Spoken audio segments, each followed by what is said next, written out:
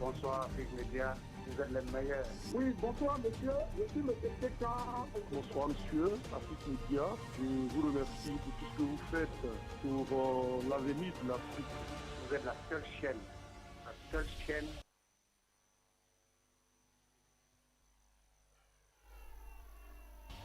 qui est libre dans le... Bonsoir à toutes et à tous et merci de retrouver cette autre édition de La Palabre Intellectuelle. L'Europe avait-elle prévu l'effondrement de son économie avec les sanctions contre la Russie? L'Europe subit à présent une interruption partielle des exportations de gaz naturel. La Russie, son principal fournisseur d'énergie. La perspective sans précédent d'une coupure totale alimente les inquiétudes concernant une éventuelle pénurie de gaz, une hausse encore plus forte des prix et ce que cela entraînerait sur le plan économique. Bien que les responsables politiques agissent avec célérité, ils ne disposent d'aucun modèle pour gérer et être choc jusqu'ici. Dans certains pays les plus touchés d'Europe centrale et orientale, tels que la Hongrie, la République slovaque, la République tchèque, il est possible que le risque de pénurie atteigne 40% de la consommation de gaz, la chute concomitante du produit intérieur brut pouvant atteindre jusqu'à 6%.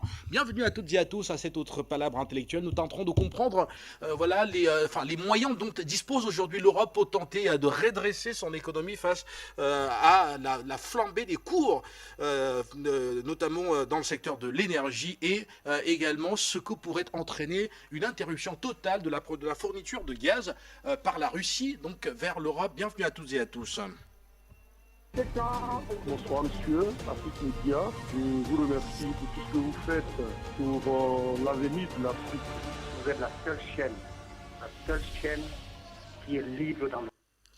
Voilà, nous vous retrouvons avec grand plaisir pour la palabre intellectuelle avec nos invités installés en multiplex. Nous allons tenter de comprendre ce qu'avait vu l'Europe au moment où elle prônait la panoplie de sanctions contre la Russie, des sanctions qui se sont retournées contre l'économie européenne. Le dollar et l'euro, il y a quelques jours, sont entrés dans une parité historique, ce qui n'avait jamais été vu, dû notamment donc à la forte demande, dû notamment à ce que subit donc l'économie européenne du fait notamment de la flambée des cours de l'énergie et de certaines importations à partir des États-Unis. Qu'est-ce qui avait été prévu? Pourquoi est-ce que les sanctions étaient arrivées? Et avait-on prévu que ces sanctions-là allaient baisser le pouvoir d'achat des Européens? De nombreuses interrogations que nous allons soumettre à nos invités installés en multiplex. Achille Eke, vous êtes expert financier, PDG de Washington Valuation Group. Voilà, merci de nous retrouver en multiplex. Etc. Et à pouvoir organiser cette ligne de défense pour... Gamal Abina, vous êtes internationaliste, vous êtes également là, je vous dis bonsoir et bienvenue. Bienvenue Gamal. Merci. Bonsoir, merci pour l'invitation. Linda Labaoui, vous êtes également là, je vous dis bonsoir et merci de nous retrouver une fois de plus. C'est moi qui vous remercie et bonsoir Afrique Média, bonsoir à tout le plateau, à vous et à monsieur Gamal. Alors, je disais tantôt à l'entame de l'émission que le produit intérieur brut dans certains États d'Europe centrale pourrait se contracter jusqu'à 6% d'ici la fin de cette année 2022.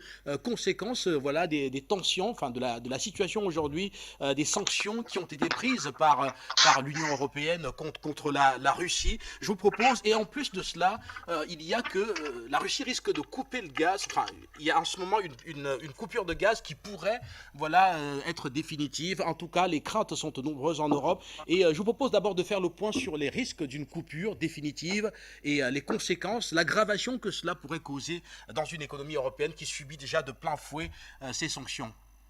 Face à la chute des livraisons de gaz russe, l'Europe se prépare au scénario du pire.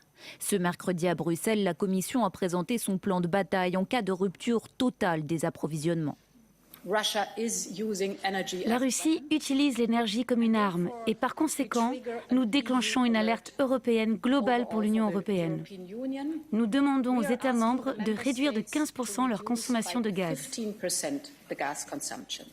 Moins 15%, ce qui revient à réduire la consommation annuelle de gaz de près de 60 milliards de mètres cubes. Pour rappel, la Russie en a fourni 150 milliards à l'Union européenne l'année dernière, soit 40% de ses importations. La mesure s'appliquerait dès le 1er août et jusqu'au 31 mars 2023. Concrètement, les États devront limiter à 19 degrés le chauffage de certains espaces et à 25 degrés la climatisation dans les bâtiments publics et commerciaux. Ces derniers jours, le niveau d'alerte est monté d'un cran. Le gazoduc Nord Stream, par lequel transite un tiers des livraisons, a coupé ses vannes pour une maintenance de routine. Mais les Européens redoutent que Moscou ne rouvre jamais le robinet. Ces dernières semaines, la Russie a d'ailleurs sabré de 60% ses acheminements via Nord Stream. Le plan de la Commission doit encore être approuvé le 26 juillet prochain lors d'un Conseil européen des ministres de l'énergie. Voilà, retour sur ce plateau après avoir donc fait le point autour voilà, des risques de coupure définitive d'approvisionnement de l'Europe en gaz russe et des conséquences que cela pourrait avoir. Alors je commence très rapidement par vous, Achille Eke. On entend quelques mesures qui sont annoncées pour tenter de faire face, mais vous, en tant qu'analyste, en tant qu'expert financier, est-ce que vous croyez à un redressement qui viendrait ici par une réduction plutôt de la consommation ? Bonsoir à tous les téléspectateurs d'Afrique Média. Toujours ravi d'être sur votre chaîne pour parler, n'est-ce pas, des sujets économiques et financiers dans le monde à partir de notre position ici à Washington. Alors, écoutez, on ne peut que se prévaloir, on ne peut pas se prévaloir de sa propre turpitude. Je crois que j'essaie de le dire de façon correcte. Les Européens se sont tirés, n'est-ce pas, une balle dans les pieds. Et voilà, c'est les conséquences, n'est-ce pas, de ces actions qui n'ont pas été bien réfléchies dès le départ et dont les conséquences, aujourd'hui, on voit, sont plus du côté européen que du côté russe. C'est assez amusant, par ailleurs, de remarquer que non seulement il y a cette panique généralisée qui s'installe, parce que la Russie n'a jamais dit qu'elle couperait complètement le gaz en Europe. Il y a un problème de maintenance que tout le monde connaît bien, qu'il s'agit, n'est-ce pas, d'une partie, n'est-ce pas, de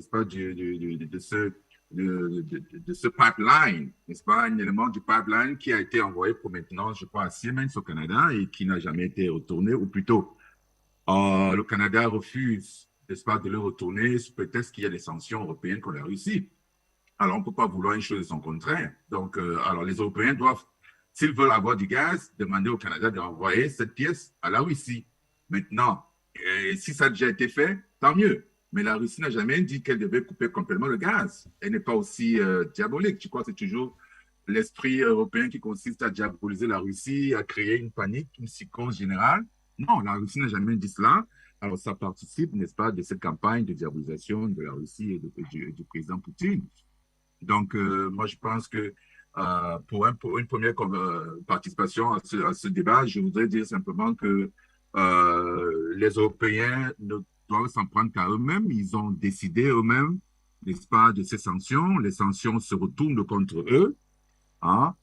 Et voilà, ils doivent donc s'organiser en conséquence. Maintenant, est-ce qu'ils vont trouver assez de suppléments de gaz dans d'autres pays pour pouvoir pallier, n'est-ce pas, éventuellement à cette coupure, n'est-ce pas, qu'ils ont dans leur tête, n'est-ce pas, du gaz russe? Alors, je ne sais pas où ils vont en trouver, mais les solutions qu'ils proposent ne me semblent pas appropriées.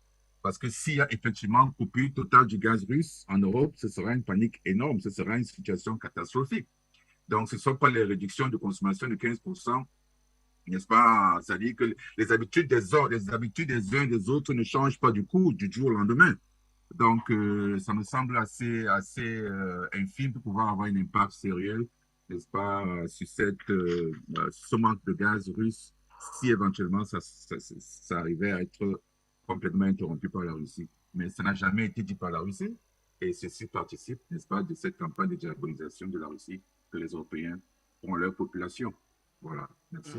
Alors, je reste avec vous sur place à Washington. Nous allons échanger autour de trois questions avant de revenir pour prendre notamment la direction de Paris. Alors, aujourd'hui, beaucoup d'analystes estiment qu'il y a un problème de modèle, de projection, voilà, dans ce qu'on pourrait considérer comme étant la riposte européenne. Pensez-vous aujourd'hui que les mesures qui sont annoncées, qu'en termes de modèle économique, que l'Union européenne ait eu le temps, voilà, de comprendre quelle pourrait être la conséquence des autres faits qui pourraient être posés et qui pourraient avoir des conséquences assez dramatiques? Pensez-vous que le modèle sur lequel se place l'Union européenne, ou alors si même déjà le modèle existe?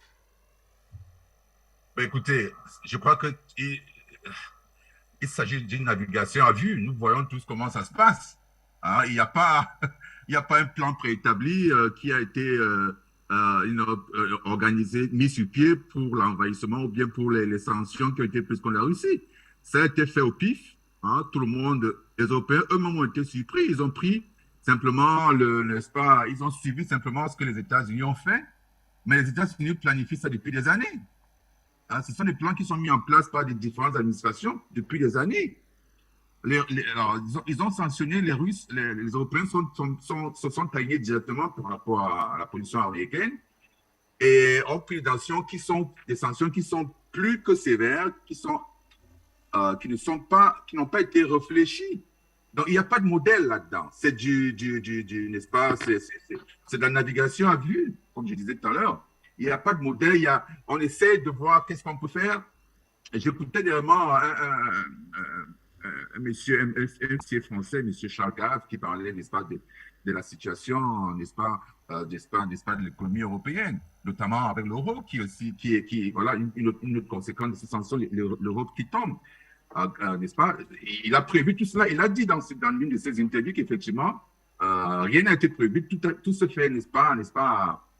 Alors, on s'est levé le matin, on a décidé de sanctionner la Russie, de couper toute l'énergie, de couper les banques russes du système SWIFT sans se rendre compte qu'effectivement, tout ceci avait des conséquences. Parce que l'économie mondiale est interconnectée. Toutes les grandes banques, toutes les assurances, toute l'économie mondiale est interconnectée. Quand vous prenez des décisions sur un plan géostratégique, il faut avoir réfléchi aux conséquences sur vous-même avant de prendre ces décisions. Ce qui n'a pas été le cas. Hein? Et aujourd'hui, on paie le prix. Ils paient le prix, n'est-ce pas, de ces mauvaises décisions qui n'ont pas été réfléchies et ne peuvent pas, n'est-ce pas, en vouloir à qui que ce soit, mais à eux-mêmes.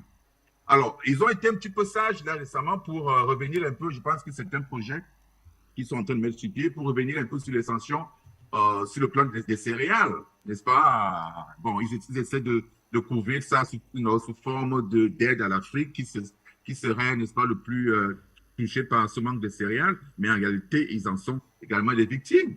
Et on sait effectivement que les États-Unis entretiennent de bonnes relations commerciales sur le plan, n'est-ce pas, de l'agriculture avec la Russie.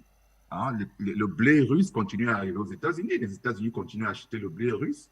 Et donc, les Européens ont compris qu'effectivement, dans ce jeu-là, ils partaient perdants. Donc, ils sont en train de rebourser le chemin. Alors, je crois qu'au fur et à mesure que l'impact sera ressenti sur l'économie européenne, ils vont au fur et à mesure, n'est-ce pas, diminuer ces sanctions et faire marche arrière. Parce qu'on se rend compte qu'on ne peut pas, on peut pénaliser le peuple européen parce qu'on veut sauver l'Ukraine. Il n'y a pas de résultat là-dedans. L'Ukraine est déjà divisée, c'est clair et c'est net. Donc, il n'est pas nécessaire de continuer à punir les Européens parce qu'on veut avoir un ego surdimensionné pour montrer au monde entier que, écoutez, nous sommes plus forts, nous sommes sérieux dans ce que nous faisons, mais les peuples ne vont pas les suivre de ce pas. Donc, à mon avis, ils vont être obligés de faire marche arrière sur plusieurs de ces sanctions, que ce soit sur le plan, je veux dire, de façon publique ou de façon discrète. Ça va être fait, puisque les États-Unis le font de façon discrète. Voilà, donc c'est ce que je crois. Alors, Achille, et on a l'impression que les Européens jouent à cette partie d'échecs avec plusieurs coups de retard, alors que la Russie joue avec au moins 7 coups d'avance. Alors, que peut faire l'Europe? Est-ce que l'Europe va continuer toujours à jouer avec ce retard-là, ou alors dispose-t-elle des moyens de pouvoir prendre des coups d'avance dans cette confrontation et être capable non pas de subir ce que leur impose, enfin non pas de subir ce que impose la Russie, mais être capable d'anticiper aussi et d'être en situation d'attaque contre la Russie dans cette guerre économique? Pensez-vous que cela soit possible? Monsieur Fondop, ok, la solution est simple. Ok, la solution est simple. Les Européens n'ont qu'à faire marche arrière sur les sanctions qui sont infligées contre la Russie. Alors, s'ils pensent que ça va être déshonorant pour eux de le faire publiquement, mais qu'ils le fassent de façon discrète. C'est tout. C'est eux qui ont décidé les sanctions. La Russie ne les a pas sanctionnés. Ne faisons pas comme si c'est la Russie qui est en train de sanctionner l'Europe, là. Non, c'est l'inverse. Les Européens ont décidé de sanctionner la Russie et de briser tout un tas de mécanismes interconnectés qui gèrent l'économie mondiale. N'est-ce pas? Alors, quand vous brisez une seule chaîne vous brisez une seule chaîne de cette interconnexion, mais vous ne savez pas les conséquences. Vous ne pouvez pas imaginer les conséquences. Et c'est cela qu'on voit aujourd'hui. Et ça va aller de mal en pire. Ce n'est que le début. On est qu'à 6 mois, 7 mois déjà, n'est-ce pas, ou au moins que cela, n'est-ce pas, de cette guerre. Alors, dans un an, qu'est-ce que ça va donner? Donc, la solution pour les Européens, ils n'ont pas les moyens de pouvoir contrer la Russie. La Russie a été préparée depuis 2014, quand elle a subi les premières sanctions européennes. Elle s'est organisée sur le plan agriculturel, sur le plan financier, sur le plan du commerce extérieur, sur le plan interne. Ils ont mis en place pour se protéger au cas où une prochaine sanction arriverait. Et quand les Européens ont déclenché les sanctions, ils pensaient que ça devait faire mal à la Russie. Malheureusement, la Russie est préparée. Et ça fait un effet boomerang énorme. On commence à sentir l'effet boomerang aujourd'hui. Donc, je crois que c'est ça. Donc, c'est à eux de décider de ce qu'ils veulent faire de leurs économies. Hein? L'Allemagne, la France, tous ces pays-là, c'est eux qui doivent décider ce qu'ils veulent faire de leur économie. Ils ne sont pas obligés de continuer avec ces sanctions. Ils peuvent dire ouvertement, écoutez, nous avons suffisamment puni la Russie, trouver une porte de sortie, et se dire, bon, il n'est pas nécessaire de punir nos peuples. N'est-ce pas? Ce n'est pas en économisant 15% de gaz, je ne sais pas si c'est possible, que la situation va se résorber, à mon avis. Donc, il est opportun pour eux aujourd'hui de revenir sur ces sanctions qui ont été mal prises, qui n'ont pas été réfléchies et qui exercent un effet boomerang énorme sur l'économie européenne entière. Et voilà, donc on ne peut pas continuer dans ce sens. Voilà, merci. Merci à vous Achille Eke. Vous restez en multiplex depuis Washington DC et donc on vous retrouve après quelques autres échanges avec d'autres intervenants toujours en multiplex. Et Gamal Abina, je vous retrouve. Alors la panne stratégique finalement de l'Europe, elle est perceptible aujourd'hui parce que depuis le début de la confrontation au plan économique avec l'Union européenne, on n'a pas encore vu une mesure prise par l'Union européenne qui ait produit les résultats qu'annonçait l'Union européenne. Ça se retourne à chaque fois contre elle, contre son économie. Cela crée une inflation assez importante et fait perdre des points de croissance. Et pourtant, on voit que l'Europe veut continuer, notamment en annonçant une réduction de consommation de gaz. Alors oui, Achille met le doigt sur plusieurs éléments clés de ce qui se passe dans ce bras de fer. Autant, alors je dis autant, c'est Europe, États-Unis et Russie, puisque c'est les seuls qui sont en confrontation, le reste du monde n'étant pas en confrontation. Il a mis l'accent sur pas mal d'éléments. Alors il y a deux choses qu'il ne faut pas perdre de vue. La première, en matière d'économie, c'est qu'effectivement les économies sont connectées, comme ça vient d'être dit. Et donc les interdépendances économiques, parce qu'on parle bien d'interdépendance, qu'on ne peut plus faire sans les autres, conduisent à montrer que le monde s'est divisé en plusieurs catégories de types d'économie. Il y a une économie littéralement tertiaire. On peut dire que quasiment l'Europe est devenue, à part l'Allemagne et l'Italie, c'est quasiment devenu une plateforme tertiaire. On ne fait que de la bureautique, on ne fait que de l'informatique, on ne fait que des travaux de bureau. Il n'y a quasiment plus, qui est un petit peu d'agriculture, mais plus rien ne se fait en termes industriels. L'Angleterre a perdu ses industries, la France de même. Et il reste encore les grands gagnants, je dirais l'Allemagne et l'Italie, qui sont devenus de grandes puissances économiques, et l'Allemagne particulièrement, qui a étendu sa puissance économique avec les pays de l'Est, ex-Union soviétique. Je parle de la Pologne, évidemment, Hongrie, une partie de la Letchanie. Donc ces pays-là sont des pays qui sont déjà interdépendants entre eux. L'Union européenne est un grand agrégat de pays qui ont décidé de faire un marché commun interdépendant là aussi, mais ces pays sont des pays que je classerais quasiment en termes de production de richesse tertiaire. Donc c'est surtout les marchés financiers, évidemment, et puis le travail des gens dans les bureaux, quels que soient les métiers dans la bureautique et autres. À côté de ça, on a des pays qui sont des pays qu'on appelle intermédiaires, qui ont une économie de transition, comme la Russie, et qui produisent beaucoup d'hydrocarbures, qui ont beaucoup de matières de minerais. C'est un des pays les plus riches de la Terre. Hein. On a tendance à oublier que c'est la plus grande fédération. La fédération de Russie, c'est le plus grand pays de la Terre, avec quasiment toutes les ressources minières dont on a besoin. Et d'autres pays qui sont essentiellement les producteurs d'hydrocarbures. Alors l'Afrique étant évidemment faisant partie de cette équation, on a donc besoin de ces pays pour alimenter la machine économique et industrielle de l'Europe et de la Chine. La Chine étant une grande puissance industrielle, bien évidemment. Et ce qui se passe, c'est que cette interdépendance a créé des conditions qui font que lorsque vous sanctionnez un pays, la sanction fait un effet boomerang. Là, ils ont tenté de sanctionner la Russie, et effectivement, il ne faut jamais perdre de vue que la Russie a été impactée. il n'y a pas de sanctions qui ne produisent pas d'effet. Mais la différence entre un pays qui est sanctionné comme la Russie, qui est un pays rentier littéralement, puisqu'elle n'a jamais été aussi riche en matière macroéconomique, alors la macroéconomie, c'est les grands comptes de l'État, par rapport à des pays qui n'ont pas de richesse, mais qui ont un endettement abyssal, comme les pays européens, en matière macroéconomique, donc les comptes de l'État, les grands comptes, tous les pays européens sont endettés ou sont endettés, les Russes ne sont pas endettés, et en plus ont des excédents commerciaux considérables. Évidemment, la Russie a des faiblesses sur un plan industriel. Ce n'est pas un pays avec une grande industrie, je parle civile, militaire, très, très forte industrie militaire, mais pas civile. Et donc la Russie, lorsqu'elle est impactée, c'est le citoyen lambda russe qui va ressentir une partie de ces effets. Sauf que c'est un pays rentier qui peut absorber le choc de cette sanction et qui peut redistribuer la manne financière du pétrole et du gaz à ses citoyens. Alors que dans les pays européens, lorsqu'il y a une sanction économique qui frappe les Russes, l'impact immédiat, c'est sur les citoyens. Et l'État ne peut rien faire pour compenser cet impact. Exemple très concret, l'Allemagne envisage de baisser de 6 à 12 degrés la consommation de chauffage pour les Allemands. Ils ont déjà prévenu le peuple allemand, vous allez vous chauffer moins chaud.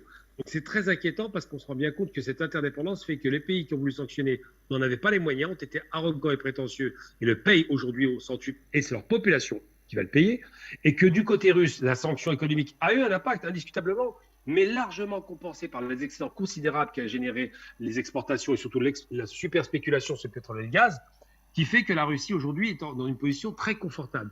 Dans un an, la croissance russe qui légèrement en recul va redémarrer. Quand l'Europe est en berne, aujourd'hui on est quasiment, on n'est pas il y a une inflation galopante, mais pas seulement. On est en déclin économique, il y a un recul de la production industrielle, il y a un recul, donc ce qu'on appelle vraiment, pas la décroissance, mais comment dirais-je, la désinflation, j'allais dire pratiquement. Excusez-moi, pas les infos. La récession, c'est un que je cherchais. Une récession économique qu'on observe en Europe, et même aux États-Unis aujourd'hui, on commence à avoir une contraction du PIB. Donc ces pays vont payer très cher leur arrogance parce qu'ils n'avaient pas les moyens de faire face à un immense État comme la Russie. Et parallèlement à ça, comme la Russie s'est déportée à l'Est, elle a garanti non seulement qu'elle garantit ses rentrées d'argent, donc elle n'est pas du tout impactée par les sanctions économiques, mais plus encore qu'elle s'est enrichie. Donc ce qu'il faut penser aujourd'hui, c'est quoi? C'est que oui, les Russes ont un petit peu souffert des sanctions, mais les Européens ont souffert 10 fois plus. Oui, les Russes sont les grands gagnants de la guerre, ça vient d'être évoqué d'ailleurs à l'instant par Achille, mais de l'autre côté, les Européens sont les grands perdants, parce qu'ils ont voulu croire au baratin des Américains, qui sont planqués à l'arrière comme toujours. Et oui, aujourd'hui, comme la guerre russe quasiment est gagnée et que le territoire d'Ukraine sera pour partie 20% annexé à la Russie, c'est une certitude, les Européens sont en train de négocier aujourd'hui. Qu'est-ce qu'ils négocient? D'abord, les sanctions, je l'ai annoncé hier sur un autre média. La bonne nouvelle, c'est que RT France, j'ai travaillé avec RT France pendant 3 ans, n'est plus interdite en Suisse. C'est vous dire à quel point ils reculent. Et ils sont en train de négocier pour les laisser revenir. Maintenant, ce qui est assuré a été à nouveau réactivé aujourd'hui. Donc je parle Nord Stream Gas, c'est le premier gazoduc qui relie la Russie en passant par les pays d'Europe de l'Est à l'Allemagne. Donc ils l'ont réactivé, il n'a pas été stoppé, il a été un temps suspendu mais réactivé. Et Nord Stream 2, il y a fort à parier qu'il sera activé. Et surtout, ils ont rendu service à des pays producteurs de pétrole comme l'Algérie, par exemple, qui n'a jamais autant vendu de gaz et de pétrole qu'aujourd'hui. Donc les pays où l'Iran, on a vu la rencontre entre les Turcs, les Russes et les Iraniens qui a eu lieu hier. Tout ça, c'est vraiment un chambardement économique et géoéconomique au-delà du géopolitique qui va complètement rebattre les cartes. Donc c'est vrai que quand vous me posez la question, est-ce que les Russes ont gagné la bataille économique? Ils n'ont pas gagné, ils ont atomisé leur adversaire qui est en train de souffrir d'une récession qui va lui coûter très cher. Et c'est surtout l'arrivée à la rentrée sociale de septembre du chômage de masse qui va être produit, qui va avoir des conséquences très lourdes. Alors, c'est déjà que la France a eu du mal avec le Covid. Je ne vous raconte même pas l'état dans lequel elle sera une fois que la rentrée sociale se fera avec un gouvernement qui est très instable, avec un Parlement qui se bagarre comme des chiffonniers et surtout avec aucune perspective économique de sortie de crise. Elle n'existe pas, ces perspectives. Et la France est le pays qui s'est le mieux comporté avec la Russie. Imaginez le reste de l'Europe, que ce soit la Pologne, l'Angleterre, dont on a limogé le Premier ministre d'ailleurs, parce qu'il est tellement déliré, les Italiens qui sont en train de batailler pour que les Russes reviennent sur la scène. C'est vous dire un peu la situation dans laquelle l'Europe se trouve. Elle est prise en étau entre les États-Unis, bonimenteurs qui vont ramasser la mise sur le plan énergétique, puisqu'ils vont gagner beaucoup d'argent, et les Russes qui ont écrasé littéralement leur adversaire qui était là pour les sanctionner. Et quand les Russes disent les pays inamicaux, ils ne disent pas les ennemis. Inamicaux, ça ne veut pas dire ennemis. C'est-à-dire qu'ils peuvent renégocier avec ces pays inamicaux et recréer des liens d'amitié, mais sous un rapport de force qui leur sera largement favorable. Merci à vous, Gabel. Linda Labaou, je vous retrouve. Alors, Linda, comment l'Europe pourrait aujourd'hui mener un peu le jeu face à la Russie, parce que jusqu'ici on voit que certes c'est elle qui a toujours annoncé les mesures, mais ces mesures se sont toujours montrées contre-productives, avec de lourdes conséquences pour l'économie européenne elle-même. Pensez-vous qu'il soit possible un jour que l'Europe, dans cette confrontation-là, prenne les devants et frappe des coups d'avance? Oui. Ce n'est pas possible. Aujourd'hui déjà, il y a Mario Draghi, l'Italien, qui vient de démissionner. Il a été poussé à la démission. Donc il y a des têtes qui commencent à tomber. Il ne faut pas oublier une chose, que les Américains avaient décidé dans les années 70 que le gaz ne soit pas une marchandise. C'est un produit stratégique. Et ils ont fait en sorte justement de vouloir dominer tout ça. La guerre du gaz, on en a souvent parlé, elle n'a pas démarré avec cette opération spéciale, elle a démarré bien avant. D'ailleurs, je l'ai cité souvent, le Nigeria qui s'est battu longuement pour éviter que le gazoduc passe par 13 pays, il vient à peine de régler son problème. Donc il y a tout ça. Aujourd'hui, les Européens qui ont fait la guerre à la Russie, parce que ce qui se passe en Syrie, il ne faut pas oublier que c'est Bachar el-Assad qui a averti Poutine que l'Europe voulait le boycotter, faire passer le gazoduc des Qataris pour rejoindre l'Europe. Il y a aussi l'histoire de ce qui se passe actuellement avec le Liban, où une guerre risque d'éclater parce que les Israéliens ils sont en train de piller du gaz qui n'est pas le leur. Donc cette guerre a commencé bien avant. Et les Européens s'étaient mal préparés. Quand on voit aussi le projet de Desertec qu'avaient les Allemands pour un petit peu se soulager du gaz russe, et c'était de faire de l'électricité dans le Sahara algérien, c'était un projet lucratif en 2010. Ils ont été boycottés par les Français. Il y a l'histoire aussi de l'hydrogène. L'hydrogène, c'est pareil. Ça a intéressé les Allemands, les Français aussi, ils ont boycotté. Donc, ils ont déjà fait la guerre entre eux-mêmes. Ils se sont fait la guerre pour se boycotter les uns les autres. Et puis, pendant ce temps-là, la Russie a fait en sorte, justement, d'avancer. Quand il y a eu les sanctions contre les Russes en 2014, les Russes, c'est là où ils ont souffert. Jusqu'en 2016, ils avaient véritablement souffert. Depuis 2016, ils se sont préparés à tout ça. Moi, quand j'entends des choses, des fois, où bien sûr que le monde est interconnecté, mais il est interconnecté comment? On le voit aujourd'hui, quand on dit que la Russie, c'est un pays faible économiquement, eh bien, la Russie se porte très bien. La Russie a prouvé qu'elle pouvait vivre sans l'Union européenne ou sans l'Europe, puisque les États-Unis ne font pas partie de l'Union européenne, et la Russie peut vivre sans les États-Unis, sans le Canada. Et elle trouve acheteur à ces produits. Poutine, il a rendu la Russie nécessaire et indépendante de tout l'Occident. Puisqu'en termes de technologie, moi j'avais suivi. Merci à vous, Linda. On va vous retrouver dans quelques minutes pour davantage donc vous écouter autour de la question. Le temps pour nous, voilà, de repartir toujours en multiplex et direction une fois de plus Washington DC, où nous vous retrouvons Achille et que, alors que nous regardons l'Europe avec quelques mesures prises. Avec l'annonce notamment de la réduction de la consommation de gaz comme étant une mesure visant à réduire la dépendance vis-à-vis du gaz russe. Alors, bien évidemment, on voit qu'il peut y avoir des conséquences, encore une fois de plus, sur la croissance, parce qu'un bureau qui est moins chauffé, une industrie qui peut être appelée à utiliser moins de gaz, cela voudrait dire que sa croissance aussi peut être affectée, je pense. Vous avez raison. Je crois que quand on dit qu'il y a un impact sur l'économie, c'est de ça qu'il s'agit. C'est que ça va avoir un impact énorme sur le PIB. La croissance va prendre un grand coup. Ce qui est dangereux dans cette affaire, c'est qu'on ne mesure pas encore la dimension de l'impact du boomerang, n'est-ce pas, que ces sanctions européennes, n'est-ce pas, vont avoir sur l'économie européenne. Le boomerang, on ne connaît pas encore l'impact. Nous ne sommes qu'au début là déjà. Alors, les petites mesurettes qu'ils prennent là, je ne crois pas que ça va être la solution. La seule solution pour l'Europe, c'est de faire marche arrière complètement. Et pas s'excuser auprès des Européens, de leur peuple, et leur dire, écoutez, nous sommes mis dans une mauvaise situation nous-mêmes. Nous n'avons pas mesuré, n'est-ce pas, l'impact. Nous croyions que nous allions faire du mal à notre adversaire ou ennemi, je ne sais pas quel est le terme approprié par rapport aux Européens quand il s'agit de la Russie. Mais malheureusement, c'est nous qui en souffrons le plus. Et puis, il va falloir donc tirer les conséquences et faire marche arrière complètement. Parce que non seulement l'économie va être directement affectée, mais la monnaie, l'euro. L'euro est absolument en situation désastreuse aujourd'hui. Que peut faire l'Europe?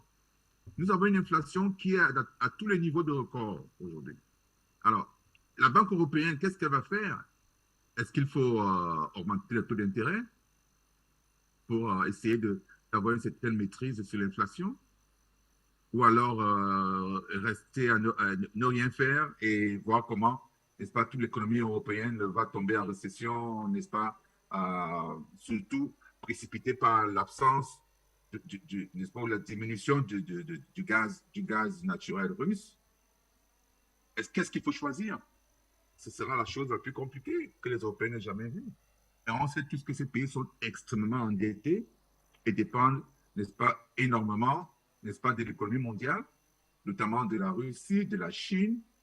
Hein? Ce sont des décisions qui ont été mal prises. Moi, j'ai beaucoup écouté Charles Darwin. C'est un monsieur qui est assez expérimenté et qui parle énormément, qui nous éduque, qui éduque le monde, qui éduque l'Europe, qui éduque tout le monde par rapport à la situation réelle qui se passe. Il ne s'agit pas n'est-ce pas, de donner une impression que, voilà, parce qu'on est nationaliste, on est européen, il faut montrer aux yeux du monde que non, les sanctions vont marcher, etc. Ce monsieur a dit dès le départ que ça va être une catastrophe. Il faut juste attendre quelques mois et on verra. Et c'est ce qu'on est en train de voir. Ce qui est très grave, c'est cet euro qui est en deçà, n'est-ce pas, de son échange, de la parité avec le dollar.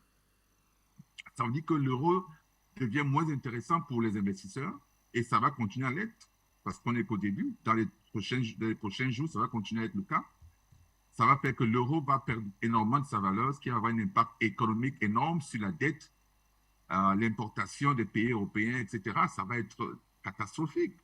Alors, il est temps pour eux de jouer les durs, de sauver ce qui peut être sauvé, revenir en arrière par rapport à ces sanctions. Il n'y a que ça qui peut amoindrir le mal ou essayer de diminuer l'impact. Parce que vous savez, les économies, c'est comme des paquebots. Hein. Quand les paquebots prennent une direction, c'est très difficile n'est-ce pas, de changer de direction tout d'un coup. Donc, il faut que le paquebot aille jusqu'à un certain niveau et s'arrêter avant de revenir en arrière. Alors, donc, dès qu'on a amorcé ces sanctions, l'impact sur le paquebot européen est en train de se faire sentir déjà. Et ça va continuer jusqu'à un certain moment. Même s'il faut marcher arrière aujourd'hui, ça prendra du temps pour revenir. Ce qui veut dire que les jours à venir seront très, très, très dangereux, très mauvais en Europe. Alors, donc, je crois que, sincèrement, ces petites décisions, ces petites mesurettes, j'appelle ça comme ça, qu'ils prennent pour essayer d'endiguer la situation, eh bien, ils ne maîtrisent pas encore l'impact sérieux de ce boomerang. On n'est qu'au début, on ne sait pas jusqu'où ça va aller pour pouvoir prévoir les mesures sérieuses qu'il faut prendre, mais ça va faire mal. Et ça va faire très mal même d'ailleurs. Achille, je reste toujours avec vous depuis donc Washington d'ici. Et si dans certains pays comme la Chine, on aime avoir une monnaie avec une faible parité vis-à-vis des autres monnaies du panier de référence du Fonds monétaire international, il faut dire que cela convient à la Chine parce que la Chine est un pays industriel, très industrialisé et donc qui exporte beaucoup et qui a besoin d'une monnaie faible pour être attractive, et dire qu'en Europe ce n'est pas le cas. Les Européens ici se retrouvent plutôt à consommer beaucoup de biens qui viennent de l'autre bout de la terre et donc ont besoin d'un euro qui soit fort pour garantir leur consommation forte aussi. Ben oui, c'est de ça qu'il s'agit en fait. Quand on parle de la monnaie de l'euro qui tombe à ces niveaux records là, c'est parce que ça va diminuer énormément le pouvoir d'achat des Européens. Ça va diminuer énormément le PIB. Ça va diminuer énormément l'attraction du marché européen, notamment par rapport aux investisseurs. Et les importations seront plus dispendieuses, c'est-à-dire que ce sera plus cher, n'est-ce pas, d'acheter des produits qui viennent d'ailleurs, hein, alors que quand l'euro se portait bien, c'était un petit peu moins cher puisque l'euro était plus fort. Donc, l'impact est, je vous assure, c'est vraiment pas encore mesurable à ce niveau-ci, là où nous en sommes. C'est pas encore mesurable parce que tout ne fait que se déclencher là, tout de suite. Là. On est en train de voir petit à petit comment le vaisseau est en train n'est-ce pas, de descendre n'est-ce pas, dans l'abîme. Donc, je crois qu'il va falloir que les Européens essaient de revoir un peu leur façon de penser. Le monde a changé énormément. Les BRICS sont bien structurés aujourd'hui. On est en train de voir comment il y a plusieurs autres pays qui veulent joindre le BRICS parce que l'Occident est en déclin. Tout le monde le sait, tout le monde le voit. Tous les jours, le président français l'a d'ailleurs dit, hein, que, voilà, effectivement, l'Occident n'est plus, pendant plus de 500 ans, ils ont dominé le monde. Aujourd'hui, ce n'est plus le cas. Personne n'est plus influencé, personne n'a plus peur, personne n'écoute plus les Occidentaux. Or, ils ont essayé de faire la pression sur l'Inde récemment pour que l'Inde reste avec eux, mais l'Inde s'en fout. Personne ne les écoute plus. Vous voyez, c'est ça. Ils ont perdu complètement leur influence. Et avec toutes les lois qu'on passe ici au Sénat américain, au Congrès tout le temps, pour forcer les pays à pouvoir rester dans le giron européen, mais ça va avoir du mal à se réaliser, ce sera impossible. Parce qu'aujourd'hui, on ne croit plus à l'Occident. Combien de guerres ont été menées avec des mensonges? Combien de peuples, combien de millions de peuples de personnes ont été tuées dans le monde à cause des mensonges, à cause des intérêts économiques égoïstes, n'est-ce pas, des Occidentaux, à cause des intérêts de leurs multinationales. Vous voyez? Donc, après tout ce temps, il faut se dire qu'il y a une facture qui va être déposée devant vous et vous devez payer cette facture-là. Je crois que c'est ce qui se passe aujourd'hui. La facture est en train d'être déposée, n'est-ce pas, aux Européens qui seront obligés, n'est-ce pas, de faire volte-face par rapport à leur système économique, par rapport à leur manière de gérer le monde, hein, et par rapport à leur manière d'agresser le monde sur le plan militaire partout dans le monde. C'est incroyable. On ne peut pas vivre comme ça dans ce monde-là. Ce sera la guerre permanente et puis on ne pourra pas, n'est-ce pas, suffire sur cette planète. Voilà, donc je crois que c'est un petit peu la raison qui est demandée ici aux Européens de revenir en arrière sur ces sanctions parce qu'il n'y a que ça qui va pouvoir amoindrir le mal, qui va être très, très féroce dans les jours à venir.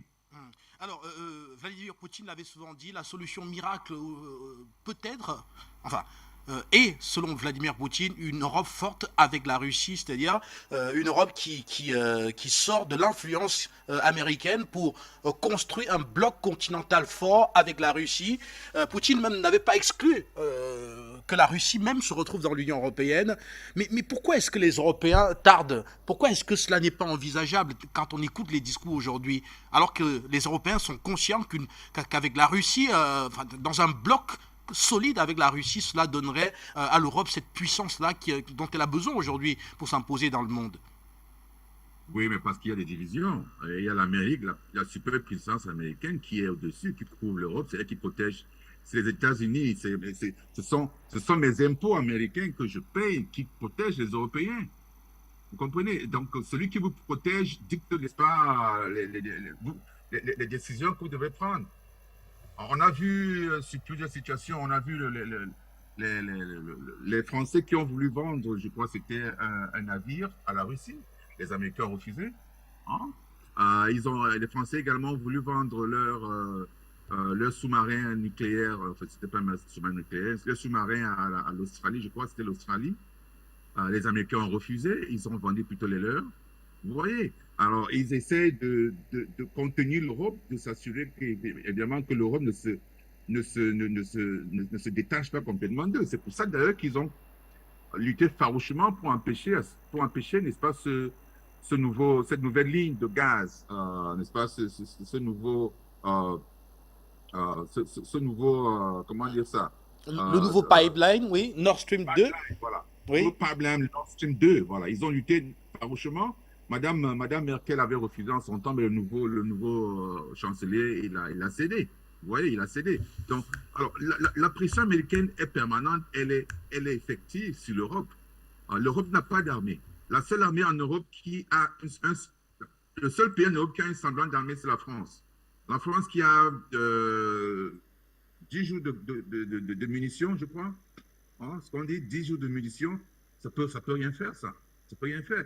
L'Allemagne n'a pas d'armée, tous les autres pays n'ont pas d'armée. C'est l'Amérique qui protège l'Europe. Et donc, son influence est immense. L'immense, n'est-ce pas? C'est-à-dire, l'influence américaine est immense sur l'Europe, ce qui fait que quand les Européens ont des velléités d'affranchissement, eh bien, l'Amérique continue à les presser. Dit non, écoutez, n'allez pas vers la Russie. La Russie, c'est notre ennemi géostratégique. Vous ne pouvez pas avoir des relations sérieuses avec la Russie. Déjà que sur le plan pratique, le gaz russe, n'est-ce pas, que vous utilisez, nous préférions que vous utilisiez le gaz américain, le gaz de schiste américain. Voilà. Et ils mettent des pressions, etc., pour que, justement, n'est-ce pas, tous ces pipelines-là soient arrêtés. Donc, les Européens n'arrivent pas n'est-ce pas, à se déterminer par rapport à cette position. Ils veulent être sur la couverture américaine et ne rien payer, n'est-ce pas, par rapport à cette couverture américaine, mais ils veulent profiter également des avantages liés à l'indépendance, ce qui ne peut pas marcher. Ça peut marcher. Donc, il va falloir prendre une décision et puis savoir comment gérer cette situation. Merci. Merci à vous. Direction Paris maintenant. Je vous retrouve à Gamal Abina. Alors, on avait suivi Vladimir Poutine une fois, faire une blague au président français Emmanuel Macron en lui disant « Si c'est un problème de sécurité, la Russie peut faire la sécurité ». Alors, est-ce que finalement, ce n'est pas un cache-sexe pour l'Europe de penser aujourd'hui, qu'elle est en danger au plan sécuritaire, qu'elle est en danger par rapport à la Russie, alors qu'elle pourrait devenir partenaire de la Russie et éliminer cette menace-là qui aujourd'hui fait perdurer l'OTAN et également cette influence américaine sur l'Europe. Alors, est-ce que ce n'est pas finalement beaucoup plus facile qu'on ne le croirait, c'est-à-dire laisser la Russie faire la sécurité, tourner le dos à l'Amérique, et l'OTAN même n'aura plus à exister, puisque la Russie et l'Europe, la Russie ne serait plus une menace en Europe. Déjà, la Russie n'est plus une menace en Europe depuis 91. 91-92 avec la chute du pacte de Varsovie. Donc ça commence par une immense fumisterie, un enfumage. Quand le pacte de Varsovie, donc c'est un pacte d'alliance militaire des pays de l'Est, s'est fondé après la création de l'OTAN, l'OTAN a perduré au-delà de ce qui était sa principale visée, à savoir protéger les pays d'Europe de l'Ouest face à ce fameux pacte de Varsovie, face à ce fameux rideau de fer qu'avait décrit en son temps Churchill, qui s'était abattu sur l'Europe centrale. Et donc, lorsqu'il disait cela à l'époque, effectivement, il y avait un véritable risque idéologique entre deux options, à savoir l'une qui était bolchevique communiste et l'autre qui était capitaliste, ultra-capitaliste. Les États-Unis étant la partie la plus extrême de l'Occident, leur visée est ultra-capitaliste et financiarisée. L'Europe est un mix entre les deux, du capitalisme à la fois, capitalisme de travail et industriel, et puis, évidemment, les pays de l'Est. Donc ça, c'est l'histoire. Pour revenir à la chute de l'Union soviétique, donc en 92, il n'y a plus aucune motivation, aucune raison sérieuse de croire que l'Union soviétique soit un danger, à telle enseigne d'ailleurs, à l'époque d'Helsinki, qu'on faisait la fête parce que la Russie s'avilissait. Et à l'arrivée de Poutine en 99, on pouvait penser qu'il y aurait un resserrement, une sorte de tension, et pas du tout. Poutine, jusqu'en 2004, 2005 et 2007 même, il considère encore qu'il peut être membre de l'Union européenne. C'est pour ça d'ailleurs qu'on a beaucoup intégré l'économie russe, ça c'était stratégiquement intelligent de sa part, et en même temps qu'il pouvait être, effectivement, pourquoi pas, membre de l'OTAN. Il voulait tellement montrer qu'il n'était plus l'ennemi de l'Occident, puisqu'il était sur un autre curseur, qu'il proposait cela. Et puis en 2007, tout bascule. Les Américains refont le coup des missiles Pershing dans les années 80, ils veulent installer des missiles aux portes de l'Union soviétique, enfin de l'ex-Union soviétique, donc de la Russie, au motif que, soi-disant, ils se protégeraient de l'Iran. C'est quand même assez extraordinaire comme mensonge. C'est tellement ridicule. Donc les Russes, évidemment, ne s'y sont pas laissés prendre, parce que entre les vagues d'extension à l'est de plus en plus importantes de membres qui arrivent à joindre l'OTAN, donc c'était la Pologne, c'était la Hongrie, Bulgarie, enfin on commence à avoir toute l'Europe centrale qui était devenue membre de l'OTAN, et ils voulaient pousser évidemment jusqu'à l'Ukraine. Les Russes ont compris qu'effectivement ils étaient non seulement pas les agresseurs, mais qu'ils se sentaient agressés, à juste titre. Et donc à partir de là, les Russes ont commencé à réagir, et ils ont proposé une alliance avec l'Europe. Ils ont proposé de rentrer dans l'OTAN, ils ont proposé de rentrer dans l'Union européenne, ils ont proposé de réduire leur production d'armes offensives. Il faut savoir que la plus grande puissance militaire européenne, quoi qu'il arrive en conventionnel, ça reste la Russie. Mais de l'autre côté, les Américains jouent leur va-tout habituel, pousser à la guerre, ont attaqué la Yougoslavie, il faut s'en souvenir tout de même, sans mandat de l'ONU comme toujours, mais surtout les États-Unis ont fait comprendre aux Européens que finalement il fallait qu'il y ait un ennemi. Alors pendant à peu près 20 ans, cet ennemi était caractérisé par une hydre islamiste ou musulmane, ou le péril vert, on l'appellera comme on voudra, qui devait caractériser l'idée qu'il fallait en finir avec les arabo-musulmans. Mais avec la chute de l'Irak, rapide malheureusement, la chute de la Libye, tous les pays qu'ils voulaient éliminer, la Syrie, donc c'était les 3 axes qu'ils voulaient éliminer en priorité, avec un Iran qui est intouchable aujourd'hui, et tant mieux, eh bien les Américains se sont dit, bon, ces pays sont tombés un peu trop facilement, on n'a pas d'ennemi sérieux en face de nous, il nous faut un nouvel ennemi, à nouveau on revient sur les Russes. Donc ils ont radicalisé les positions russes, et effectivement, vous posiez la question de façon très claire pour répondre à votre question, est-ce qu'il eût été meilleur que l'Europe finalement en finisse avec l'OTAN, fasse une sorte d'alliance interarmée avec les Russes pour ne plus les considérer comme des ennemis mais comme des amis, on ne se bat pas contre son ami, et surtout, est-ce qu'il n'aurait pas été plus simple finalement que l'OTAN, en ayant fini sa mission puisqu'elle avait gagné la guerre froide, rentre chez elle, donc les États-Unis, et que les Européens se débarrassent des forces d'occupation américaines qui occupent toujours, je vous le rappelle, la Pologne, l'Allemagne depuis 77 ans. Les Allemands sont toujours occupés par les Américains, les Japonais sont toujours occupés par les Américains. Les Américains ne partent que par la force, malheureusement, de là où ils sont. Il ne serait pas préférable pour l'Europe de faire ça? Ben si, c'était préférable. Malheureusement, les gens qui dirigent en Europe, il y a beaucoup de ce qu'on appelle des néoconservateurs, ou simplement, plus prosaïquement, de ce qu'on appelle les atlantistes. Donc des gens qui sont payés par l'Amérique pour faire un lobbying en faveur des États-Unis. Et ces gens-là, on l'a vu avec Sarkozy, on le voit bien avec moins Merkel, mais la nouvelle mandature qui vient d'arriver, ces gens-là n'ont pas d'intérêt à se couper des États-Unis, puisqu'ils sont à la fois dirigés et payés par eux. Et donc, qu'est-ce qu'on peut dire aujourd'hui? Si l'Europe veut sortir de l'ornière, si elle veut sortir de cette tension et de cette crise qui a été conduite d'ailleurs par l'OTAN, il faudrait effectivement qu'elle envisage d'abord de faire une force interarmée européenne à l'exclusion des États-Unis. Ça permettrait d'avoir un petit peu de calme et surtout de considérer son partenaire russe comme étant ami et non pas ennemi. Parce que les Russes, pendant 20 ans, ont démontré qu'ils n'étaient pas des ennemis. Le problème, c'est qu'ils ne peuvent pas le faire parce qu'il y a des enjeux militaires et surtout des enjeux économiques considérables pour les États-Unis. Le problème, c'est que l'Allemagne, qui a voulu s'émanciper de cette espèce de tutelle américaine, achète des armes aux États-Unis. Et le problème, c'est que les enjeux économiques et militaires pour les États-Unis sont considérables. Il y a une surproduction d'armement là-bas, il faut les écouler. Donc tout cela amène à penser que effectivement les Russes qui ont tout fait pour montrer patte blanche ont été littéralement moqués et insultés, et surtout amène à penser que les enjeux géopolitiques passent derrière les enjeux géoéconomiques et que les États-Unis veulent continuer à dominer pour pouvoir vendre le plus d'armes possible. Il faut, pour se rendre compte de cela, voir qu'au Moyen-Orient, les guerres sont entretenues artificiellement pour garantir un approvisionnement de marchés d'armes considérable. Je prends avec l'Égypte qui est arrosée de 3 milliards de dollars par an. Je prends l'Arabie, 600 milliards de signés, quand même, c'est pas rien. Je prends Israël qui tourne autour de 20 à 30 milliards, c'est très variable. Il y a des dons et des ventes. Et surtout, je prends tous les pays pseudo-alliés des États-Unis qui achètent à tour de bras des armes considérables. Donc l'Europe est un enjeu aussi économique.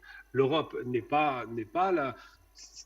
pas l'allié des États-Unis. C'est un allié de circonstance, un allié qui est quasiment l'obligé des États-Unis depuis qu'ils ont gagné la guerre. Et les Européens se rendent bien compte qu'ils sont pris au piège.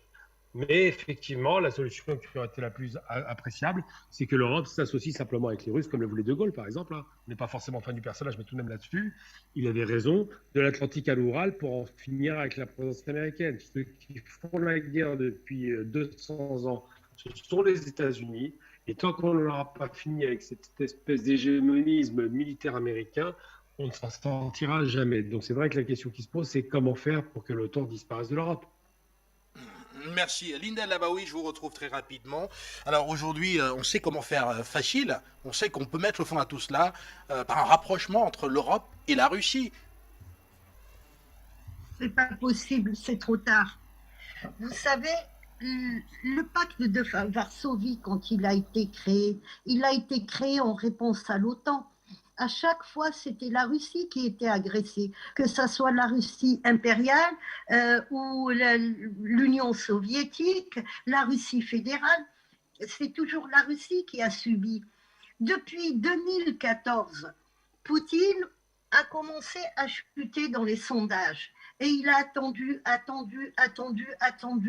Et le peuple russe râlait. Tout ce qui était fédération de Russie, toutes les républiques qui sont là avec la Russie aujourd'hui. Et un jour, il a frappé, il a fait très très mal et il a récupéré la place de la Russie dans le monde.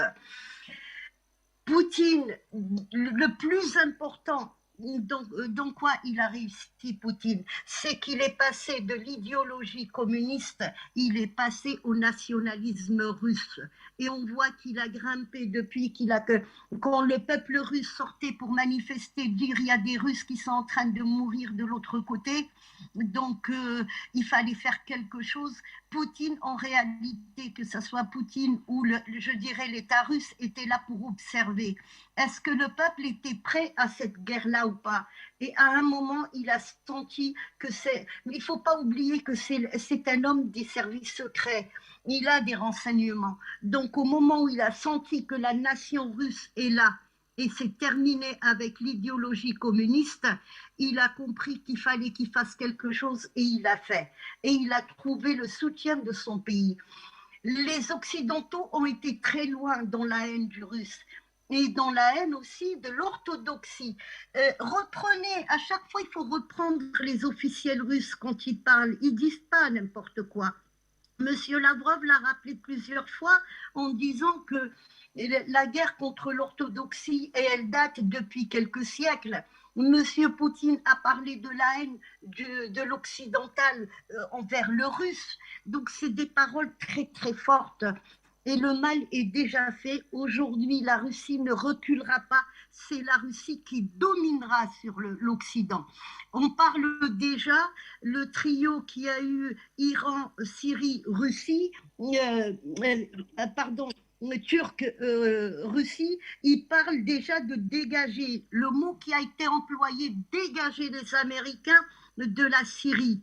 Et il parle aussi de dégager les Américains de quelques pays. Ils n'ont pas cité tous les noms des pays, mais ils ne veulent plus des Américains là où ils ont, eux, leurs intérêts. Il y a aussi un autre sujet qui a été abordé depuis hier, par rapport aux armes nucléaires, les missiles nucléaires que les États-Unis essayent de mettre un peu partout. Il y a des armes qui datent des années 80. Ils n'ont pas les moyens ni la technologie pour les désamorcer. Donc, ils commencent déjà à essayer de les mettre ailleurs pour se protéger, eux.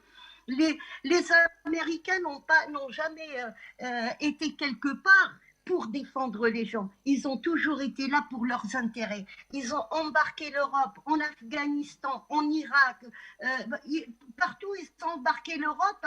Quand il s'agissait après de récupérer des marchés, eux, ils restent et ils dégagent les autres. C'est ça, les Américains. Et l'argent de l'Américain, quand un Américain paye ses impôts ne servent pas à venir protéger l'Européen. C'est faux, tout ça. Il y a eu le plan Marshall, il y a eu Bretton Woods, il y a eu toutes ces guerres. Il ne faut pas oublier ce que c'est que l'Américain. C'est un blanc voyou qui est parti dans un autre continent, exterminer 125 millions d'Amérindiens pour se faire une hégémonie, une richesse, et il est revenu sur son continent pour continuer à piller. Et ils viennent nous piller, nous, en Afrique. C'est ça l'Américain blanc. Parce que le véritable Américain, c'est l'Amérindien. On a tendance à oublier tout ça. Il faut rappeler l'histoire des choses. C'est comme...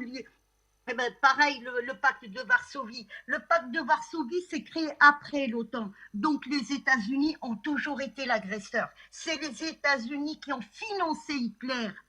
Et ça, il y a assez de documents maintenant sur Internet, tout le monde a accès. Donc il ne faut pas l'oublier que c'est... Et moi, je l'ai dit même pendant le corona, attention, l'Europe va être sacrifiée par les Américains. Et c'est ce qui se passe aujourd'hui. Ils ont toujours empêché les Européens de se rapprocher des Russes. Et ça restera comme ça. Et maintenant, les Russes ne veulent plus des Européens. Le Russe se retourne vers l'Afrique et vers l'Asie. Merci à vous. Voilà, merci à vous Linda Labaoui. On va rapidement aller au standard de la télévision panafricaine, donner la parole aux intervenants. Alors que vous inspire voilà aujourd'hui l'effondrement, la chute pratiquement de l'économie européenne face aux sanctions que l'Union européenne avait prises elle-même contre la Russie. Nous vous écoutons sur cette question. Bonsoir et bienvenue. Bonsoir. Bonsoir et bienvenue. Bonsoir. Bonsoir.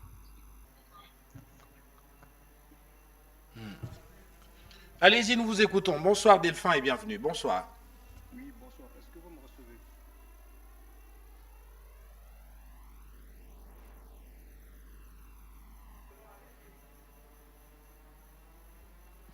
Et rappelez que quand nous reviendrons tout à l'heure avec nos invités, nous allons tenter de comprendre cette fois-là les conséquences de ces sanctions européennes-là sur l'Afrique. Rappelez que l'euro, par rapport à une région comme l'Afrique centrale, comme les zones CFA d'Afrique, voilà, les sanctions, la chute de l'euro entraîne également une perte de pouvoir d'achat pour les Africains. Nous allons en parler juste derrière cet appelant. Bonsoir et bienvenue. Bonsoir.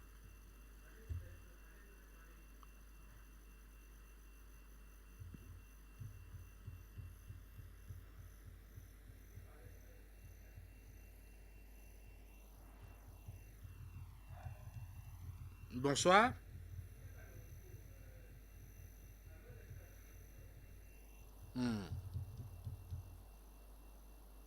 Bonsoir et bienvenue. Bonsoir. Leurs interventions, ils ont dit vraiment l'essentiel. Maintenant, ce qui va se jouer, c'est du point de vue des peuples, en fait. Le peuple européen, en général, et en particulier le peuple français, doit se rendre compte qu'ils sont dirigés par des menteurs. Monsieur Gamal Abina parlait de dirigeants européens conservateurs. Ce n'est pas faux du tout. Des gens comme Sarkozy, des gens comme Hollande. À l'époque, Monsieur de Gaulle parlait du parti américain en désignant ses opposants qui voulaient déjà collaborer avec les États-Unis, notamment l'ancien président Valéry Giscard d'Estaing.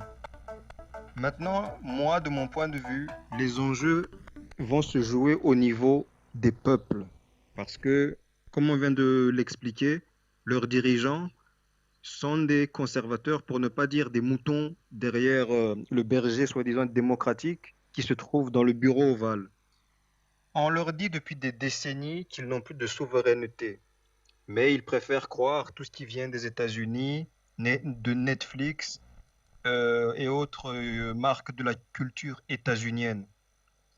C'est triste à dire, mais maintenant qu'ils sont face au risque de ne plus être chauffés pendant l'hiver approchant, eh bien, ils n'auront d'autre choix que d'ouvrir les yeux. Ce sera leur responsabilité de redevenir plus responsables au niveau des politiques qui sont menées sur leur continent et en leur nom pour nommer des dirigeants européens beaucoup plus érudits, beaucoup plus responsables. Je crois que c'est Gamal Abina et ma sœur Linda qui en parlaient. À court terme, former une armée européenne ne me semble pas possible parce que le poids de l'OTAN est beaucoup trop important. Il faudrait pour cela que les Allemands se mettent à agir comme les Maliens. Quand les Maliens veulent chasser la MINUSMA, il faudrait que les Allemands entrent dans leur tête le logiciel de faire partir les bases américaines, otaniennes.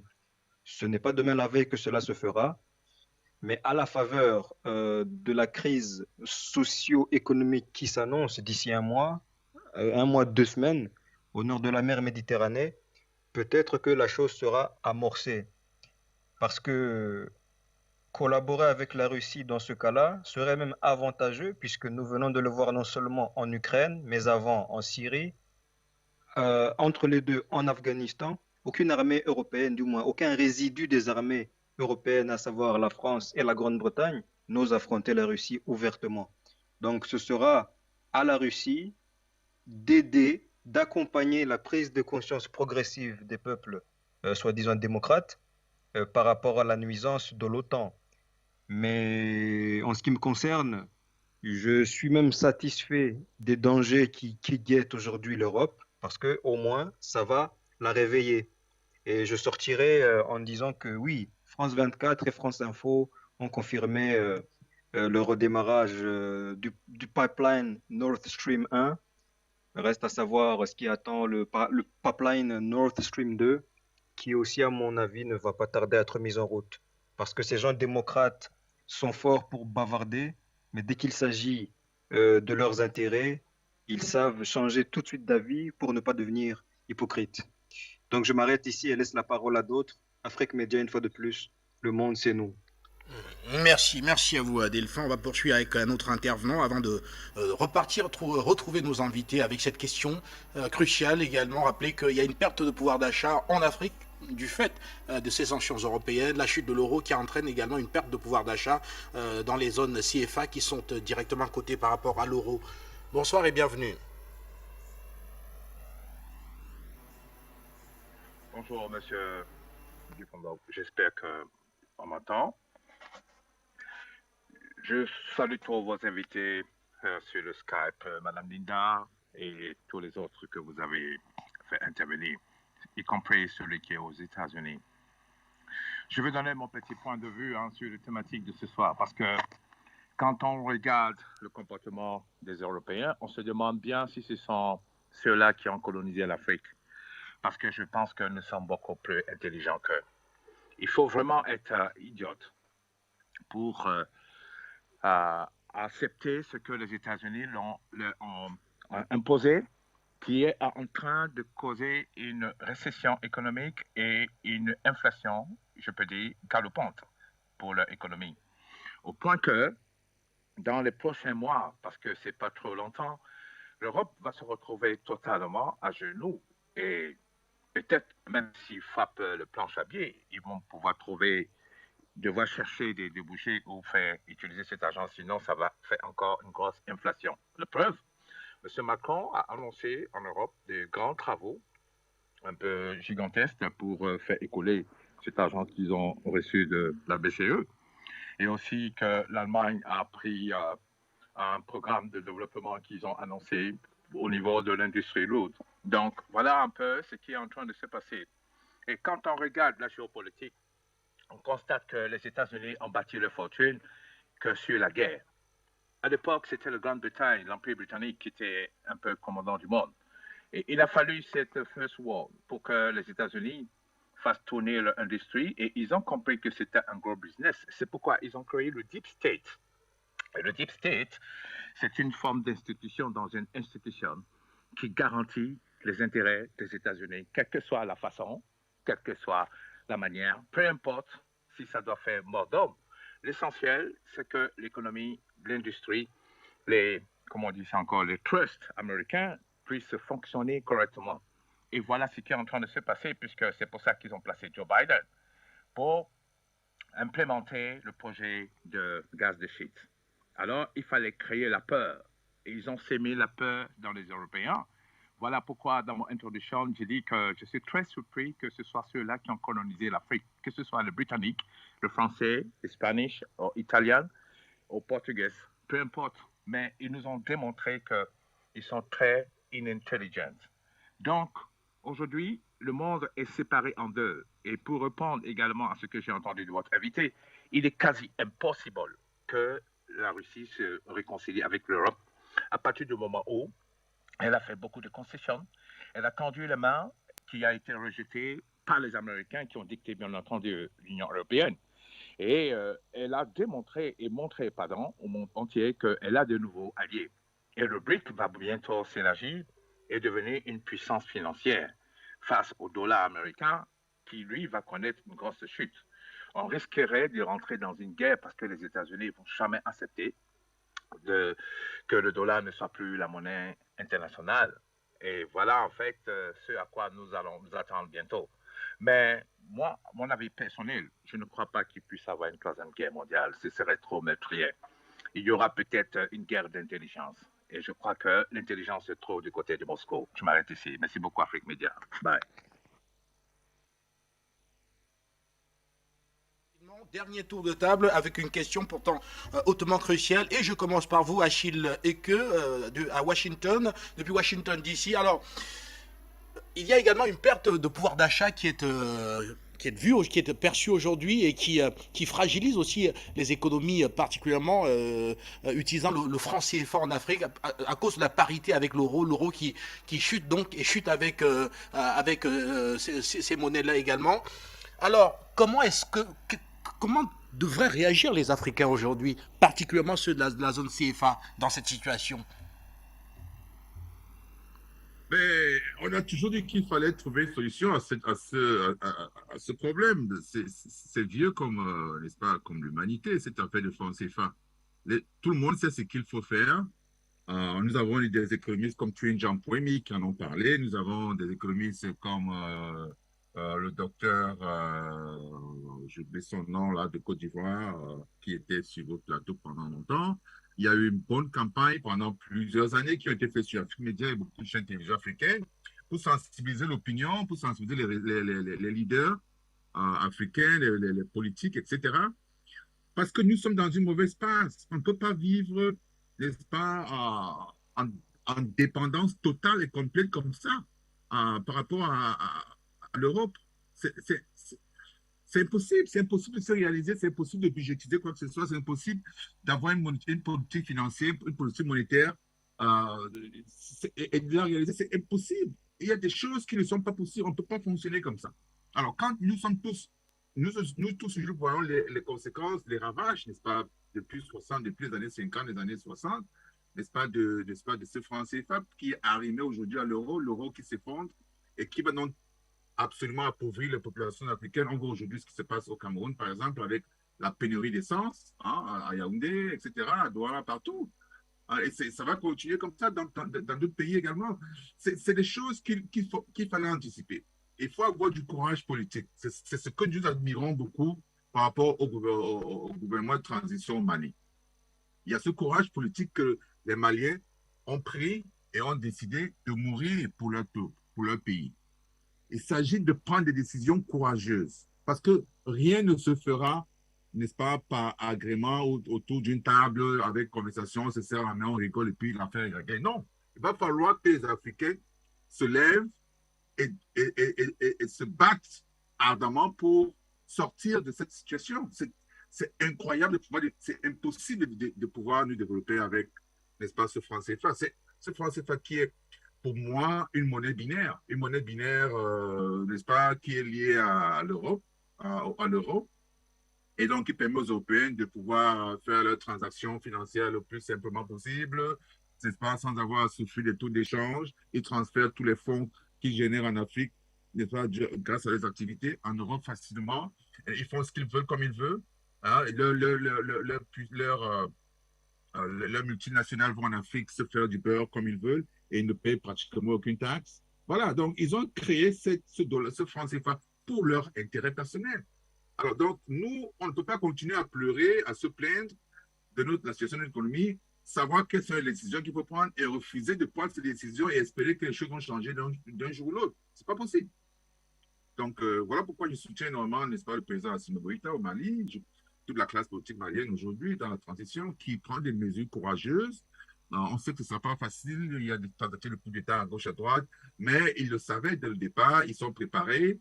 Et voilà, donc c'est mieux d'avoir toute une classe, tout un gouvernement, n'est-ce pas, qui est sur la même ligne que d'avoir certains individus, comme le président, comme l'a eu à l'époque de Sankara, qui était le seul qui était le leader, les autres ne le suivaient pas. Ici, c'est vraiment différent, en plus du fait qu'ils ont, n'est-ce pas, la protection, n'est-ce pas, de la Russie, qui est là pour dissuader toute personne, n'est-ce pas, toute offensive européenne ou américaine qui tenterait de pouvoir, n'est-ce pas, ébranler leur classe économique ou leur classe politique. Donc, voilà, je crois que c'est de ça qu'il s'agit. Donc, messieurs, je crois qu'il va falloir que les Africains réfléchissent encore. Je crois que le problème, c'est le courage. Il va falloir prendre le courage à deux mains. Monsieur Macron va au Cameroun dans 4 jours, 5 jours. C'est au Cameroun, n'est-ce pas, qu'il va falloir décider, effectivement, écoutez, nous en avons ras-le-bol avec cette histoire de CFA. Nous voulons créer une monnaie panafricaine, une monnaie régionale, contrôlée par nous-mêmes. Ça a été fait en Afrique de l'Ouest par l'ECO. Malheureusement, les Français, avec Ouattara, ont mis les bâtons dans les roues de cet ECO. Mais l'Afrique centrale n'est pas à cette situation. Elle peut profiter de cette situation qui a été observée en Afrique de l'Ouest pour essayer de s'organiser et mieux faire et pouvoir sortir de cette situation le plus rapidement possible. Donc, merci. Alors, les banques, enfin, 3 banques centrales du continent sur 5 aujourd'hui envisagent d'augmenter les taux directeurs dans le sens justement de lutter contre l'inflation actuelle. Alors, en augmentant ce taux directeur, il est clair que ça va réduire l'accès au crédit. Et l'accès au crédit qui normalement devait permettre aux ménages d'augmenter leur pouvoir d'achat. Pensez-vous que cette mesure qui est annoncée comme étant l'ultime mesure ici soit de nature à faire évoluer la situation positivement? Ben, la Banque centrale, la BEAC, ne contrôle rien par rapport au CFA. Elle n'imprime pas le CFA. Elle ne décide pas du taux directeur n'est-ce pas, de CFA, elle ne décide de rien. Ce sont les administrateurs de la Banque de France, tout simplement. Ils ne prennent aucune décision sérieuse sans l'accord de la France. C'est ça la réalité. Alors, s'il y a une décision comme ça qui a été prise, c'est certainement avec l'agrément de la France, c'est parce que les Français, n'est-ce pas, comme d'habitude, vous savez l'idée, c'est de garder les Africains dans une situation de paupérisation, mais pas d'être aussi pauvres et ne pas pouvoir acheter les produits européens. Il faut les garder dans une situation qui est à mi-chemin entre être pauvre et être dans une classe moyenne, avoir ici une classe moyenne. Donc, il faut que les gens ne soient pas riches et ne soient pas non plus trop pauvres. Voilà, c'est un petit peu ça. Donc, de temps en temps, ils jettent des petites mesurettes comme ça pour essayer de nous voiler les yeux. Mais tout ça ne marche pas, évidemment. Tout ça ne marche pas. Tous ces économies africaines sont en état de délabrement avancé. Donc, voilà, je crois que monter le taux directeur pour lutter contre l'inflation, cette inflation est liée à l'inflation européenne qui vient de l'euro. Voilà, donc, alors nous, on hérite de tout cela de façon dramatique, sans avoir aucune mesure que nous pouvons prendre qui puisse alléger notre situation. Parce qu'on dépend, nous sommes absolument liés. Comme je disais tout à l'heure, le CFA, c'est pas une monnaie binaire, une monnaie binaire de l'euro. Elle est complètement liée, n'est-ce pas, à l'euro, et les Européens font ce qu'ils veulent, n'est-ce pas, de ce franc CFA. Donc, vraiment, je pense qu'il n'y a pas à espérer quoi que ce soit par rapport à ces taux directeurs qui vont changer. Ça, c'est absolument la poudre aux yeux. Et voilà, donc, ce sont des mesurettes. Merci. Je profite rapidement pour vous remercier d'avoir participé à cette émission. Achille Eke, nous quittons Washington DC en vous remerciant. Je vous en prie. Gamal Abina, je vous retrouve en 2 minutes, si vous pouvez, vraiment, si vous pouvez. Voilà, dites-nous. Comment est-ce qu'on peut aujourd'hui réduire les conséquences de cette chute du pouvoir d'achat dans la zone euro qui se répercute également dans la zone CFA? Comment est-ce qu'on peut réduire de votre point de vue? Moi, j'ai simplement dit, je le répète régulièrement, que si on veut réduire la perte de pouvoir d'achat, ce n'est pas en augmentant les prix, ou les salaires plutôt. Ça, c'est une vue de l'esprit, ça n'a aucun sens. C'est en réduisant et en contrôlant les prix. C'est-à-dire que De Gaulle l'a fait à la sortie de la Seconde Guerre mondiale. Il a installé un homme de droite le contrôle des prix. Il faut réduire le coût de location des logements. Vous libérez d'autant plus de pouvoir d'achat. Ce n'est pas en augmentant de façon marginale de 2% le salaire que vous rattrapez une inflation à 8%. Donc ça, c'est une perte de pouvoir d'achat sèche. Si on veut augmenter le pouvoir d'achat, il faut à tout prix réduire le coût de la vie. Et réduire le coût de la vie, c'est faire en sorte que ceux qui s'en mettent plein les poches, les capitalistes industriels, ceux qui aiment les bénéfices quand il y a une crise, soient moins bénéficiaires. On l'a vu avec la crise du Covid, les plus grands milliardaires de France se sont enrichis alors que tout le monde s'appauvrissait. Il faut stopper cela. Les crises profitent toujours aux plus riches. Donc là, si les hommes politiques ont un courage politique et disent une bonne fois pour tous, on arrête ça, on va commencer à contrôler les prix, on va commencer à réduire le coût des logements, le coût des transports, le coût de n'importe quel type de déplacement, par exemple, ça commencera à libérer du pouvoir d'achat. La course à l'inflation des prix et ensuite la course à l'inflation des salaires n'entraîne que la paupérisation de la population. Sachant que les salaires sont toujours moins forts que l'inflation des prix, il faut réduire les prix tout simplement. Si on est capable d'en finir avec l'inflation, car les courbes inflationnistes sont le problème en Occident, c'est ce qui crée la pauvreté. Si on réduit l'inflation, on s'en sortira. Après, on a parlé tout à l'heure de taux directeurs. Simplement, les taux directeurs, c'est ce qui donne le coût du crédit au niveau des banques. Mais avec des taux directeurs haut ou bas, ça ne fait pas de différence. Les banques ne financent plus maintenant parce qu'elles ont peur. Donc, comme les banques sont apeurées, elles ne financent pas l'investissement, elles ne financent pas les entreprises, elles ne financent pas le particulier. Ça va être un cercle vicieux qui ne va plus s'arrêter. Donc, le seul moyen pour en sortir, c'est que les États prennent leur courage à deux mains et prennent des mesures drastiques pour en sortir de cette logique ultralibérale qui consiste à dire que le marché s'autorégule. Ça, c'est une vue de l'esprit et ça ne profite pas aux plus pauvres. Merci à vous, Gamal, et nous vous souhaitons une excellente soirée. Mais, Linda, je vous retrouve. Voilà, Linda, là-bas, oui, je vous retrouve. avec le mot de fin bien sûr, c'est comment est-ce qu'on réduit aujourd'hui effectivement les conséquences de cette chute de l'euro sur les CFA d'Afrique, voilà, disons-le comme ça. Il faut d'abord comprendre pourquoi l'euro est en train de chuter. C'est une question que personne n'a abordée. En réalité, c'est les capitaux américains et autres qui sont en train de se barrer aux États-Unis. C'est ça qui a fait que l'euro est en train de chuter et puis le dollar est stable. Pour régler ça en Afrique, c'est la sortie du franc CFA. La France, le plus important que la France a apporté à l'Union européenne, justement, c'est l'économie de ces 14 pays et la monnaie de ces 14 pays qui soutiennent en vérité l'euro et l'Union européenne. Donc, c'est la sortie de cette monnaie de singe. Vous prenez la Tunisie qui est dans un état économique catastrophique, le dinar est stable. La Libye, leur monnaie est stable. L'Algérie, leur monnaie est stable. Pourquoi? Parce que c'est des monnaies indépendantes. Le franc CFA est lié à l'euro et l'euro est en train de se faire piller par les Américains. Et ça, c'était prévu. Et merci beaucoup. Merci à vous Linda. Voilà, nous vous souhaitons une excellente soirée. Merci aux téléspectateurs de la télévision panafricaine. Nous sommes arrivés au terme de cette autre édition. Ne bougez surtout pas. Le journal de l'Afrique, le journal africain autant pour moi, présenté par Christelle Wanji, est à suivre dans 10 minutes, très exactement. Je vous souhaite une excellente soirée.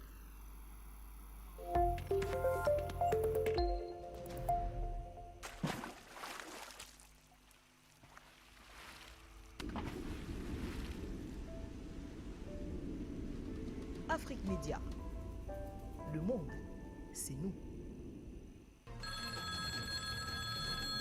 Allô? Bonsoir Afrique Média, vous êtes les meilleurs. Oui, bonsoir monsieur, je suis M. Keka. Bonsoir monsieur, Afrique Média.